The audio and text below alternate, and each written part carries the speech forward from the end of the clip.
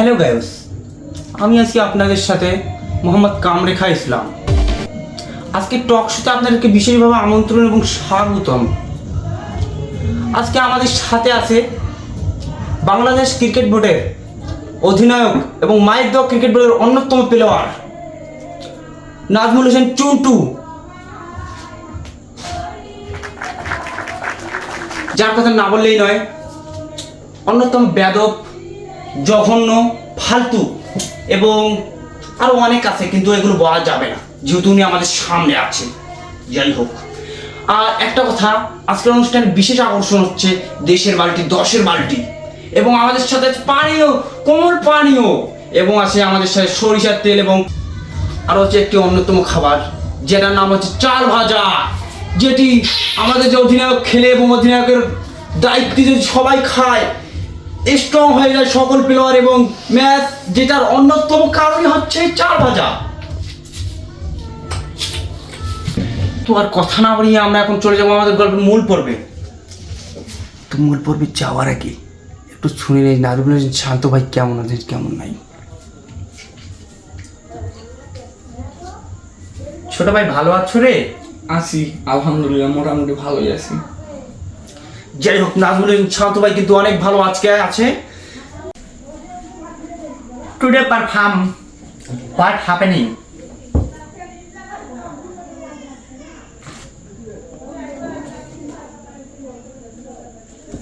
ইংরেজি তো বোঝো না, বাংলা কইলে ভালো হইলে। বাংলায় কোন এখন মূর্খতা শেখানছি রে, ইংলিশে পায় না, ফির বাংলাদেশ জাতীয় টিমের ক্যাপ্টেন। তো মেন কথা হচ্ছে কি এখানে, তো আগামীকাল যে আপনারা ইউএসএ ম্যাচটা খেললেন, জি, তো এখানে হারার কারণ কি? हम नहीं जीतेगा, हमारा मर्जी। তো নাজমুল হোসেন চুন্টু, তো ছোট ভাই আপনার এত উন্নতি কিভাবে? আমার উন্নতির কারণ তো এখানে বলা যায় না, তবুও বলি, বলাটা হয়তো বা দেখি কি করা যায়। যে আমাদের সাথে আছে চাল ভাজা। চাল ভাজা খাওয়ার কারণে আমি কিন্তু 34 বল খেলে 36 রান করেছি। এত একটা ভালো পারফরমেন্স করেছি, এরপরে কিন্তু আমরা জিততে পারিনি। কারণ কি জানেন?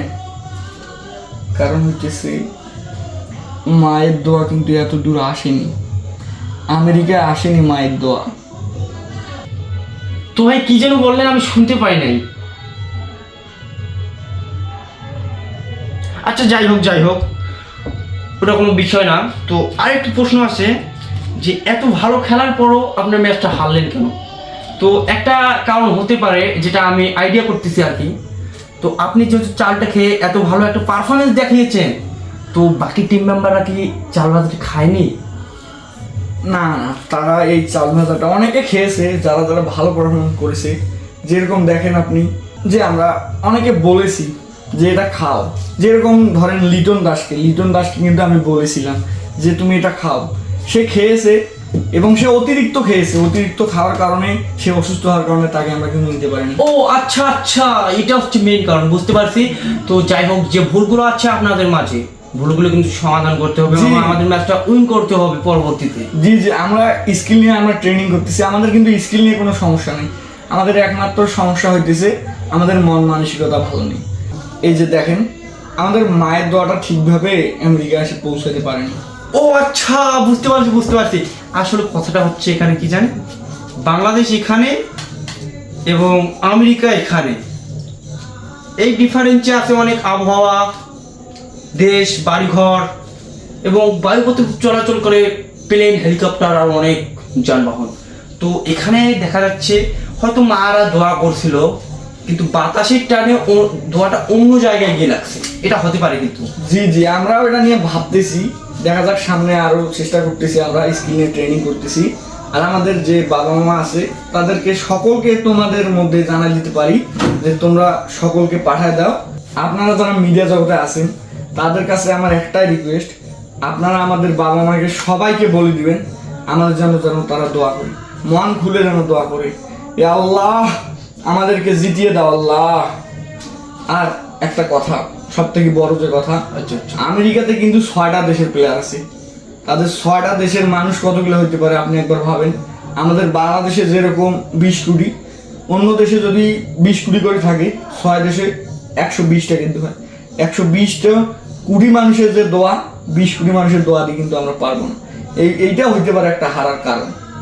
আমরা দেখতেছি কি করতে পারি, আপনারাও একটু কিছু করেন।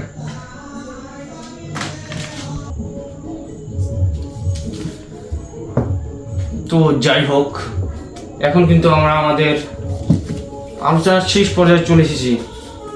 তো আর একটি প্রশ্নের মাধ্যমে আমাদের আলোচনা আমরা শেষ করে দেবো ইনশাআল্লাহ।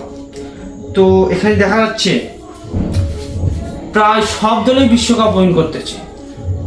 আমরা কবে ও বিশ্বকাপটা পেতে পারি, এইটার একটু যদি আমাদেরকে আশ্বাস দিতেন তাহলে ভালো হতো। জি জি জি, আপনার হয়তো বা মনে থাকার কথা যে পাপন চাচা আছে, উনি কিন্তু সবসময় বলে যে আমাদের বিশ্বকাপের টার্গেট কিন্তু এইটা না, সবসময় নেক্সট বিশ্বকাপ, নেক্সট ওয়ার্ল্ড কাপ আমাদের টার্গেট।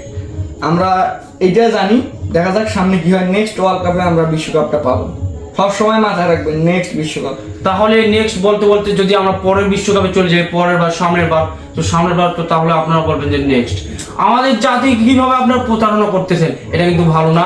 তো না না না না না, আমরা প্রতারণা করতেছি না, এটা বলে আমাদেরকে ধোকা দিবেন না, আমাদেরকে মনে কষ্ট দিবেন না। আমাদের যিনি চাচা আছে, বড় চাচা কিন্তু উনি, পাপন চাচা, উনি যেটা বলছে ওনার কথাই আমরা মানি। নেক্সট বিশ্বকাপ, পরবর্তী টার্গেট আমাদের নেক্সট বিশ্বকাপ। আর একটা কথা, যে আমাদের মায়ের দোয়া ক্রিকেট টিমের উপর আপনারা বেশি এক্সপেকটেশন রাখবেন না, রাখলে কিন্তু লস। আপনারা মনে মনে এক্সপেকটেশন রাখবেন, যদি আমরা পাই তাহলে ভালো, না পাইলে তো কিছু নেই, এক্সপেকটেশনও নেই, কোনো লসও নেই। আমাদের মায়ের দোয়া ক্রিকেট টিমটাই হইতেছে লস। তো আচ্ছা, এখানে আপনার কথার মানে বোঝা যাচ্ছে আমাদের জীবনের লস হলাই লাভ নাই, আমার জীবনটাই লস। আচ্ছা যাই হোক, তো দর্শক মণ্ডলী, আমরা আমাদের আলোচনার শেষ পর্যায়ে চলে আসছি। এখন একটি কথা, আমাদের যে নাজমুল চুন্টু ভাই ভালো পারফরমেন্স করেছে, এই জন্য ওনার একটি চেকের ব্যবস্থা আছে। তো যাই হোক, আমরা চেকটি প্রদান করে আলোচনাটা শেষ করব। ভুল হয়ে গেল। আচ্ছা, চেকটা যেন কত টাকা? চেকটা হচ্ছে বেশি টাকার না, এখানে আপনার পারফরমেন্স যেরকম হয়েছে চেকটিও সেরকম। জি জি, আমার পারফরমেন্স কিন্তু এটা খাওয়ার কারণে ভালো হয়েছে। আচ্ছা যাই হোক, চেকটির সাথে একটা ছবি তুলবেন। জি জি।